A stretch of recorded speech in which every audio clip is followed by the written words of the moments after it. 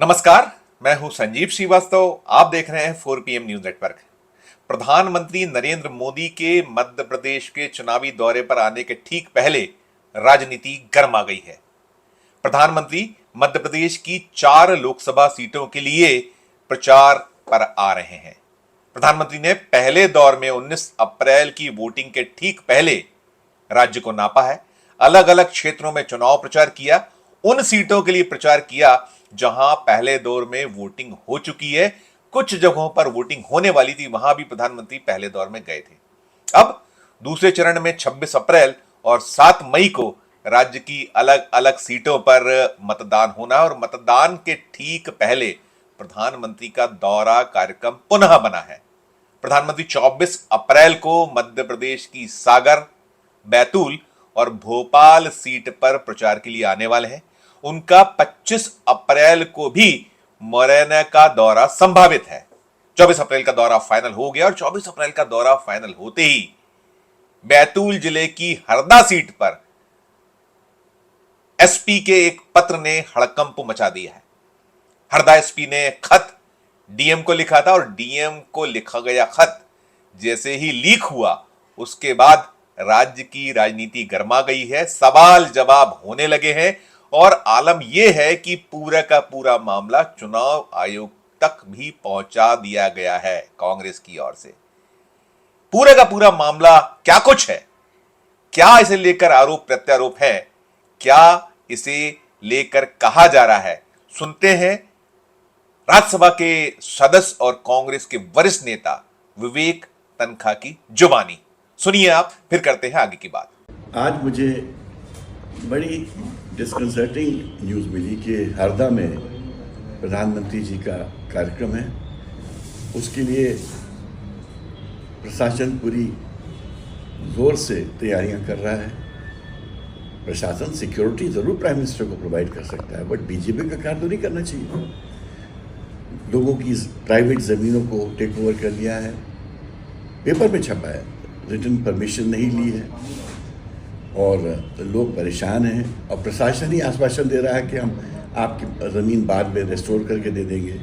ये प्रशासन का काम नहीं है। मैं इलेक्शन कमीशन को आगाह करना चाहता हूँ, अगर आप लेवल प्लेइंग फील्ड लाना चाहते हैं तो इस प्रकार से प्रशासनिक हस्तक्षेप प्रधानमंत्री की विजिट में नहीं होना चाहिए। और भोपाल में आज सुबह पता चला मुझे, तमाम लोगों ने मुझे फ़ोन करके बताया, स्कूल्स और कॉलेजेस प्राइवेट या गवर्नमेंट, उनको फ़ोन किए जा रहे हैं, प्रेशराइज किया जा रहा है, दबाव दिया जा रहा है कि अपने बच्चों को 24 के रोड शो में जिसमें प्रधानमंत्री जी आ रहे हैं सबको रखो, मौजूद रखो। क्या इस प्रकार से प्रजातंत्र हम चलाना चाहते हैं? प्रधानमंत्री जी का पद बहुत बड़ा होता है और लोग तो उनको खुद देखने आएंगे और बीजेपी को आश्वस्त होना चाहिए कि ये पब्लिक रैली है और पब्लिक रैली में हमको इस प्रकार से बच्चों का मिसयूज़ नहीं करना चाहिए। ये मॉडल कोड के अगेंस्ट भी है। मैं चाहता हूँ इलेक्शन कमीशन स्टेट और नेशनल इन दोनों बातों का संज्ञान ले और अप्रोप्रिएट डायरेक्शन भेजे, नहीं तो कांग्रेस और दूसरी पार्टीज को भी ऐसे ही लेवल प्लेइंग फील्ड दीजिए। Thank you. सुना आपने, माजरा साफ हो गया। विवेक तनखा क्या कह रहे हैं? दरअसल जो खत लिखा गया है, ये खत अपने आप में बहुत सारे सवाल खड़े कर रहा है। सवाल यह है कि जो जिला प्रशासन है, स्थानीय प्रशासन है, वो ऐसे खत लिख सकता है? चुनाव चल रहा है, प्रशासन चुनाव के अधीन होता है, चुनाव आयोग के अधीन होता है और एसपी खत लिखकर पूछ रहे हैं या कह रहे हैं कि 50,000 के लगभग की भीड़ हरदा में आने वाली है। भीड़ आएगी तो कृषि उपज मंडियों की, जिले में जितनी भी कृषि उपज मंडियां हैं उन्हें बंद कर दिया जाए। और उनका तर्क क्या है कि वहां अव्यवस्थाएं ना फैलें, घटनाएं दुर्घटना ना हो, इसके लिए कृषि उपज मंडियों को बंद किया जाना चाहिए। अब हम बता दें 4 PM के दर्शकों को कि इस समय मध्य प्रदेश में उपज की खरीदी का दौर, खरीदी बिक्री का दौर चल रहा है। सरकारी खरीदी हो रही है, किसान वैसे ही परेशान है। उसकी बहुत सारी शिकायतें, चाहे वो केंद्र की सरकार हो चाहे मध्य प्रदेश की सरकार हो, उसे लेकर है। लेकिन मरता ना क्या करता, मरता क्या ना करता, वैसे हालात किसान के पास समक्ष हैं। किसान जाए तो जाए कहां, उसकी सुनवाई हो नहीं रही है। वादे दावे बहुत सारे हुए और इस वक्त उसे अपनी उपज के सही दाम चाहिए, और जो भी अभी दाम मिल पा रहे हैं, अभी तो बहुत सारे सवाल उठ रहे हैं कि जो 2023 का मध्य प्रदेश विधानसभा का चुनाव हुआ था उसमें जो वादे किए गए थे सरकार की ओर से, उसमें कहा गया था गेहूं धान की एमएसपी बढ़ाई जाएगी, और भी उपज जो है उनके एमएसपी को लेकर सरकार के कई सारे वादे थे जिन्हें अभी अमल में नहीं लाया गया। इसी को लेकर बहुत सारे सवाल, और कई ऐसे लोकसभा क्षेत्र हैं जहां धान की अच्छी खासी पैदावार होती है, वहां बीजेपी के उम्मीदवारों को घुसने नहीं दिया जा रहा है, उनसे सवाल पूछे जा रहे हैं, केंद्र की सरकार से जुड़े सवाल। और इन सब के बीच हरदा का जो दृश्य है, हरदा के दृश्य ने बहुत सारी जो राजनीति थी उसे तो गरमाया ही गरमाया, साथ में सवाल तो पैदा कर ही दिए हैं। स्थानीय विधायक रामकिशोर दोगने जो हैं हरदा के, वो कह रहे हैं कि हरदा जिला सूखा हुआ है, बीजेपी के पास कोई भी सीट नहीं है। जिले में 2 सीटें हैं और दोनों की दोनों 2023 में जब बीजेपी ने मध्य प्रदेश की 163 सीटों को जीता था तब हरदा की 2 सीटें नहीं मिल पाई हैं। वे आरोप लगा रहे हैं कि प्रधानमंत्री की सभाओं में भीड़ जुट नहीं पा रही है, लोग आ नहीं रहे, इसीलिए एक ताना बाना बुना जा रहा है किसानों को जबरिया लाने के लिए, इस रैली में शामिल कराने के लिए।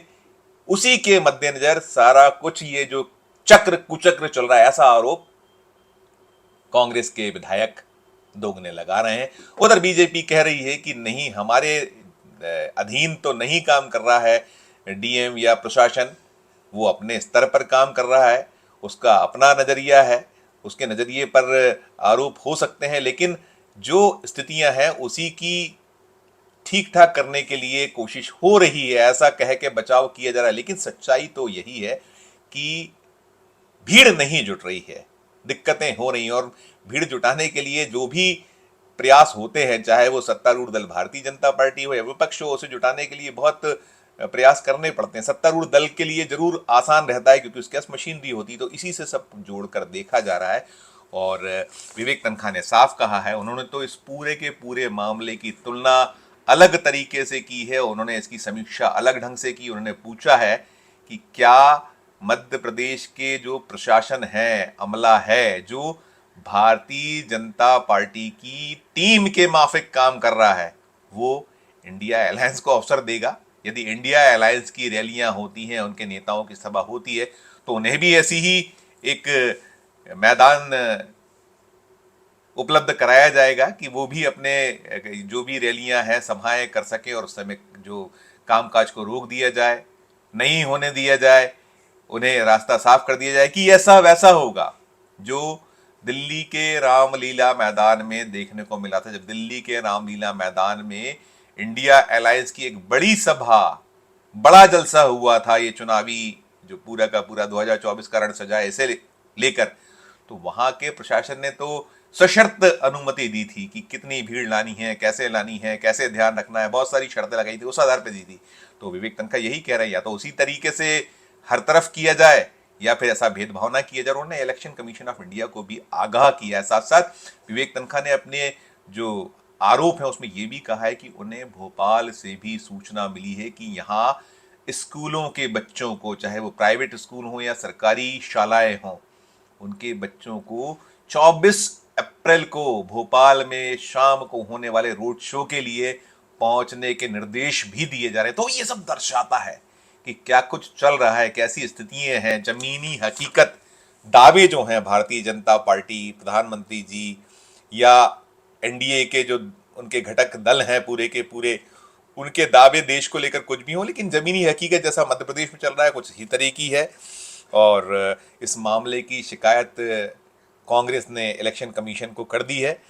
बैतूल जो है ये बहुत इंपॉर्टेंट सीट है लोकसभा की, बीजेपी के गढ़ों में शुमार है। साथ साथ आदिवासी और जो अनुसूचित जाति वर्ग भी जो है इसमें समाहित है, काफी बड़ा वोट बैंक है, सीटें हैं यहाँ पर, ट्राइबल सीटें हैं। तो यहाँ दूसरे चरण में 26 अप्रैल को वोटिंग होना है। साथ में सागर भोपाल जो है जहां प्रधानमंत्री 24 को जाने वाले हैं, वहां तीसरे चरण में 7 मई को मतदान होने वाला है।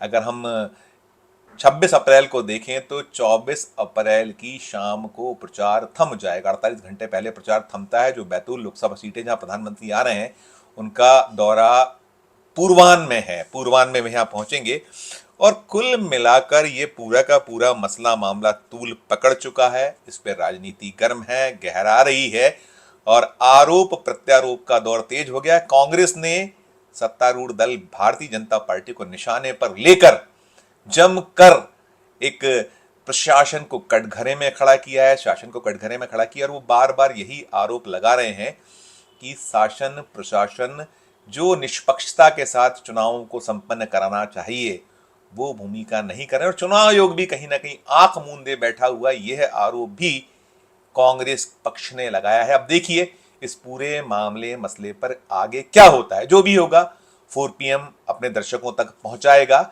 इस वीडियो में फिलहाल इतना ही। हम फिर किसी नई वीडियो के साथ आपके समक्ष उपस्थित होंगे। हमारी अपील की हमारे इस चैनल को लाइक कीजिए, सब्सक्राइब कीजिए।